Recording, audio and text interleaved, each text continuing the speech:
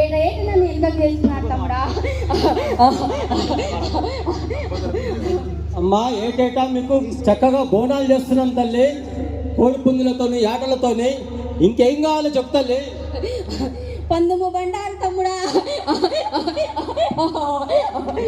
పాలకాయలు తమ్ముడా, నిమ్మకాయలు తమ్ముడా,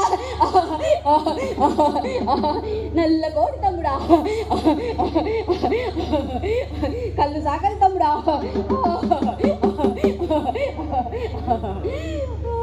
వచ్చే ఏడు నీ కోరిక మేరకు అన్ని సంపూర్ణంగా చేస్తాం తల్లి.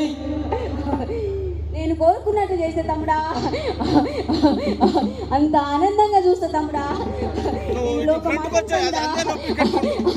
యావత్ భారతదేశ కళలన్నీ కూడా వర్ధిల్లును గాక తమ్ముడా.